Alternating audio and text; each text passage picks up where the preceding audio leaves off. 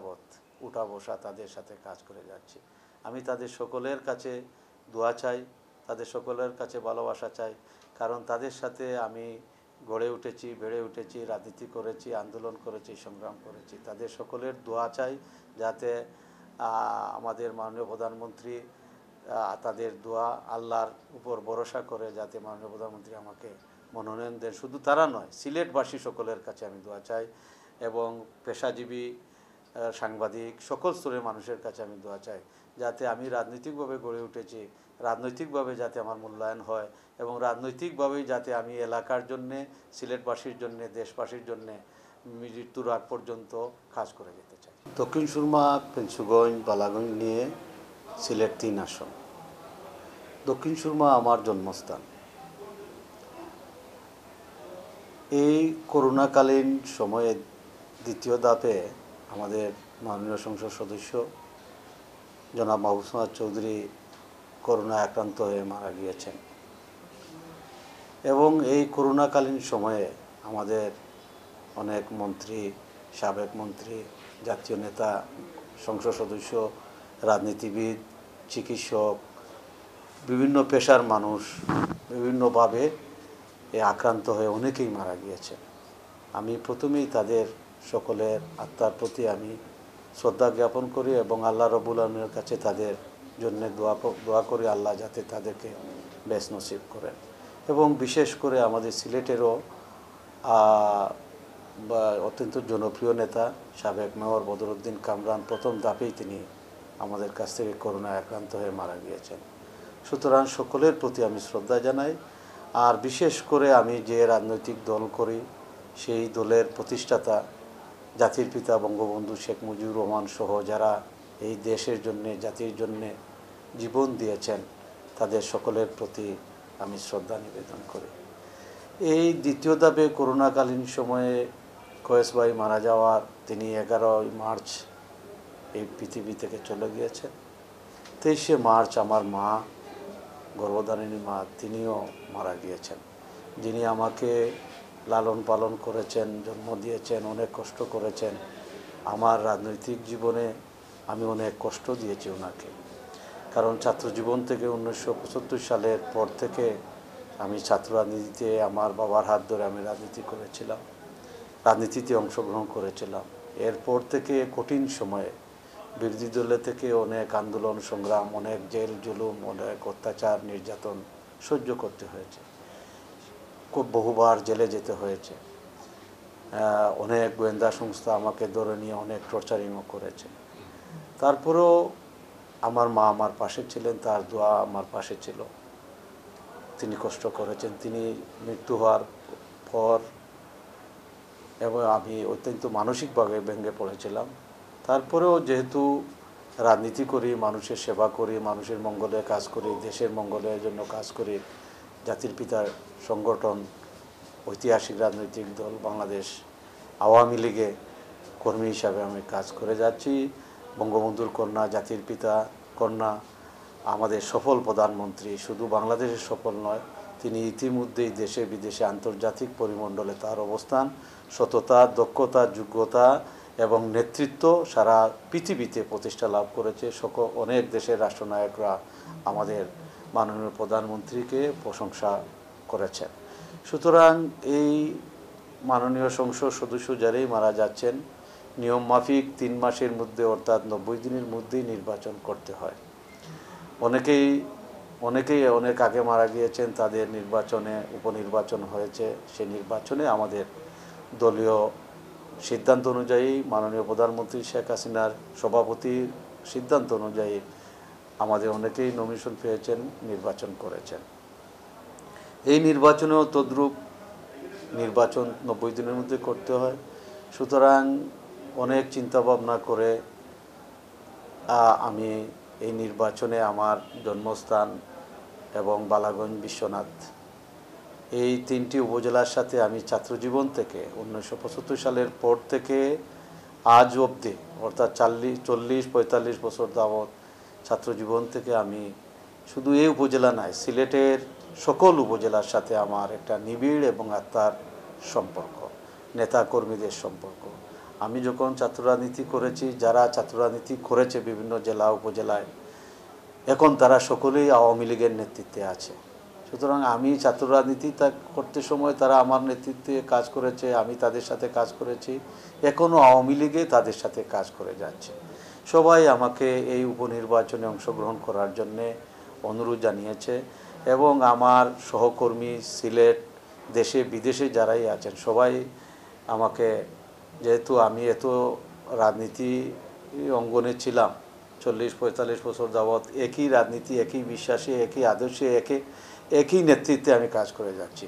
কোনো আমার স্খলন ঘটে নাই, কোনো ধরনের অন্য দলে যাওয়ার প্রশ্নই ওঠে না। সুতরাং আমি রাজনীতি করেছি বলেই সবাই আমাকে তৃণমূল পর্যায় থেকে সকলেই চাচ্ছে যাতে এই মাহবুব চৌধুরী নির্বাচনী এলাকায় তার অসমাপ্ত কাজ, তার চিন্তাধারা বাস্তবায়ন করা এবং মাননীয় প্রধানমন্ত্রী সফল রাষ্ট্রনায়ক, তিনি যেভাবে রাজনৈতিক অঙ্গনে বিচরণ করে যে আলোড়ন সৃষ্টি করেছেন, পৃথিবীর বিভিন্ন দেশের থেকে তাক লাগিয়ে দিয়েছেন এবং রাষ্ট্রনায়ক হিসাবেও তিনি এবং সংসদ নেতাও হিসাবে তিনি, তার ভূমিকা বিশ্বের সেরা ভূমিকা হিসাবে প্রশংসিত হয়েছে।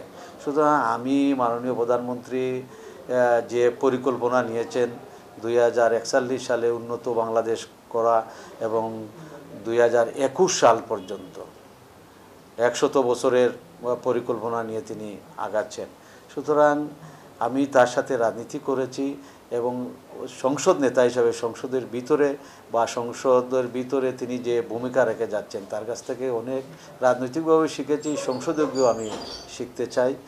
এই অনুপাতে মাননীয় প্রধানমন্ত্রী আমাকে, আমি ছাত্রলীগের যে কলেজে লেখাপড়া করেছি সেই কলেজের সভাপতি, সাধারণ সম্পাদক আমি হয়েছি, জেলা ছাত্রলীগের সভাপতি, সাধারণ সম্পাদক হিসাবে গুরুত্বপূর্ণ দায়িত্ব পালন করেছি, সেন্ট্রাল ছাত্রলীগের নেতা হিসাবে আমি দায়িত্ব পালন করেছি এবং বিশেষ করে মাননীয় প্রধানমন্ত্রী 2001 সালে অত্যন্ত চরম দুর্দিনে আমাকে মহানগর আওয়ামী লীগের সাধারণ সম্পাদক করেছেন, পরপর 2 বার সাধারণ সম্পাদক করেছেন এবং 111-এর ভূমিকা, রাজনৈতিক অঙ্গনের ভূমিকা, ছাত্রজনের ভূমিকা সকল কিছু বিবেচনা করেই মাননীয় প্রধানমন্ত্রী আমাকে বাংলাদেশ আওয়ামী লীগের ঐতিহাসিক রাজনৈতিক সংগঠনের কেন্দ্রীয় পর্যায়ে পরপর 3 বার আমাকে সাংগঠনিক সম্পাদক করেছেন এবং তিনি আমাকে গড়ে তুলেছেন, তিনি আমাকে লালন পালন করেছেন, রাজনৈতিকভাবে আমাকে প্রতিষ্ঠা করেছেন।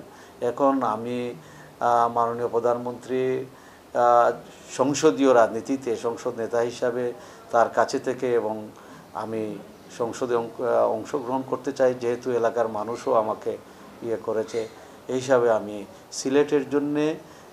সিলেটবাসীর জন্যে এবং সংসদীয় নির্বাচন দক্ষিণ সুরমা, বালাগঞ্জ এবং পেঞ্চুগঞ্জে অনেক কাজ বাকি আছে। দেশ যেভাবে আগাচ্ছে সেইভাবে আমাদের এই নির্বাচনী এলাকা আগায়নি। সুতরাং আমি মাননীয় নেতৃত্বে আগাতে চাই এবং মাননীয় নেত্রীর কাছে এইটুকুই বলবো, তিনি আমাকে গড়ে তুলেছেন, তিনি আমাকে লালন পালন করেছেন, তিনি আমাকে রাজনৈতিকভাবে প্রতিষ্ঠা করেছেন। সেই হেতু তিনি সংসদে আমাকে মনোনয়ন দিয়ে সংসদের দরজা খুলে দিয়ে যাতে আমি সংসদে যেতে পারি, মানুষের কল্যাণে যাতে তৃণমূল পর্যায়ে মানুষের পাশে থেকে কাজ করতে চাই, এই হিসাবেই আমি অংশগ্রহণ করতে চাই। কিন্তু আমি মাননীয় প্রধানমন্ত্রীর কাছ থেকে অনেক কিছু পেয়েছি। আজকে একজন কৃষক পরিবারের সন্তান হিসাবে এবং মধ্যবিত্ত পরিবারের সন্তান হিসাবে গ্রাম থেকে আমাকে জাতীয় পর্যায়ে নিয়েছেন। আমি আজকে জাতির পিতা বঙ্গবন্ধু সংগঠনে রাজনৈতিকভাবে কাজ করে যাচ্ছি। আমি পেশাগত জীবনে আইন পেশায় সর্বোচ্চ ফোরামে আমি যেতে পেরেছি। বাংলাদেশ বার কাউন্সিলে আমাকে পরপর নেত্রী নির্বাচনে দিয়েছিলেন, আমি আইনজীবীদের ভোটে নির্বাচিত হয়েছি। বিশেষ করে ভারতের জাতির পিতা মহাত্মা গান্ধীর ট্রাস্টি হিসাবে আমি বাংলাদেশের দায়িত্ব পালন করে যাচ্ছি 12 বছর যাবৎ। অর্থাৎ বাংলাদেশের জাতির পিতা এবং ভারতের জাতির পিতা, দুই জাতির পিতা সংগঠনে আমি কাজ করে যাচ্ছি। কারণটা হলো আমি বঙ্গবন্ধুর রাজনীতি করেছিলাম বলে, আমি ছাত্রলীগ করেছিলাম বলে, আমি আওয়ামী লীগ করেছিলাম বলেই, আমাদের নেত্রী শেখ হাসিনার নেতৃত্বে কাজ করেছিলাম বলেই আমি এত নিম্ন পর্যায় থেকে, গ্রাম থেকে এত উপরে যেতে পেরেছি। এটাই আমার সৌভাগ্য। তবে আমি এইটুকুই বলবো, আমি রাজনীতি করতে গিয়ে বহুবার জেলে গিয়েছি, বহু টর্চার পেয়েছি, আমাকে গোয়েন্দা সংস্থা ধরে নিয়ে অনেক টর্চারিং করেছে।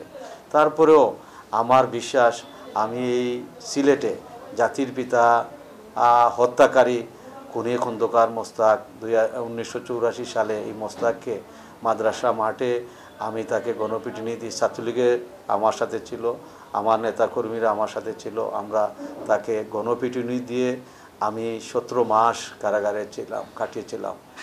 আমি রাষ্ট্রদ্রোহী মামলা আমাকে 17 মাস কারাগারে কাটিয়েছিল। আমি আমার দলের সাথে কোনোভাবেই আমি কোনো দিনই বেইমানি মুনাফিকি করিনি। দলের সাথে এই ছোটোবেলা থেকেই বাবার আদর্শ, বঙ্গবন্ধুর আদর্শ সামনে রেখেই, আওয়ামী লীগের আদর্শ সামনে রেখেই শেখ হাসিনাতে কাজ করে যাচ্ছি, মৃত্যুর আগ পর্যন্ত করে যাব এক নীতিতে অটল থেকে। কারণ এই ধরনের বিশ্ব নেতা, এই ধরনের বাঙালি জাতির পিতা, এই ধরনের নেতা আমরা কোনো দিনই খুঁজে পাবো না। সুতরাং সেই নেতার সংগঠনে কাজ করে, সেই নেতার রক্তের উত্তরাধিকারী শেখ হাসিনাতে কাজ করে যাচ্ছি।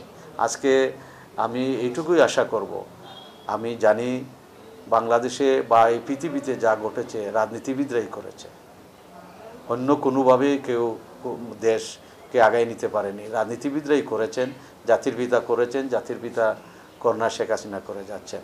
সুতরাং এই উপনির্বাচনটিও যাতে রাজনৈতিকভাবে, আমি সকল নেতৃবৃন্দের কাছে, আমার প্রিয় নেত্রীর কাছে আমি আহ্বান জানাবো, যাতে রাজনৈতিকভাবে রাজনৈতিক কর্মীদেরকে দিয়ে মনোনয়ন যাতে দেন, সেটা নিয়েই আমরা সামনের দিকে যাতে আগাতে পারি। তবে আমার বিশ্বাস নেত্রী আমাকে এতভাবে গড়ে তুলেছেন, এতভাবে প্রতিষ্ঠিত করেছেন, আমি মনে করি আমার দৃঢ় বিশ্বাস জাতির পিতা মমতাময়ী মা, মানবতার প্রতীক শেখ হাসিনা আমার জন্যে জাতীয় সংসদের দরজা খুলে দেবেন, সেটাই আমি আশা করি।